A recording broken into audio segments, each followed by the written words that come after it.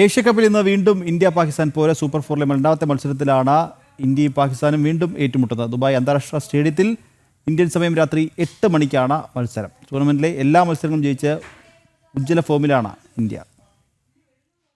ഏഷ്യാകപ്പിൽ super ഫോറിലെ ഇന്ത്യയുടെ ആദ്യ മത്സരം ഇന്ന് നടക്കുകയാണ്.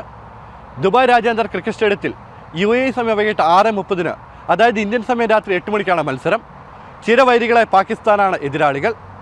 ഗ്രൂപ്പ് സ്റ്റേജിലെ 3 മത്സരങ്ങൾ ജയിച്ചാണ് ഇന്ത്യയുടെ വരവ്. പാകിസ്ഥാനാകട്ടെ ഗ്രൂപ്പ് സ്റ്റേജിൽ ഇന്ത്യയോട് കനത്ത പരാജയം ഏറ്റുവാങ്ങിയിരുന്നു. ഗ്രൂപ്പ് സ്റ്റേജിലെ അതേ മികവ് ഈ സൂപ്പർ ഫോറിലും പ്രകടിപ്പിക്കാനായിരിക്കും ഇന്ത്യയുടെ ശ്രമം.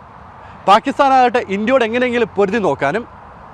ക്രിക്കറ്റ് ആരാധകർ ഇന്ത്യയുടെ മത്സരങ്ങൾക്ക്, ഏഷ്യാകപ്പിലെ ഇന്ത്യയുടെ മത്സരങ്ങൾക്ക് ഒഴുകിയെത്താറുണ്ട്.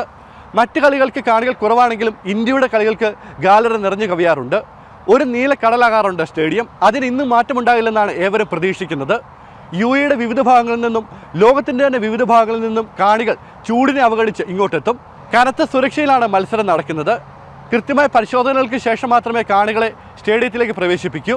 മലയാളി ക്രിക്കറ്റ് ആരാധകരെ സംബന്ധിച്ച് സഞ്ജു സാംസന്റെ ഫോം വലിയ പ്രതീക്ഷയാണ്.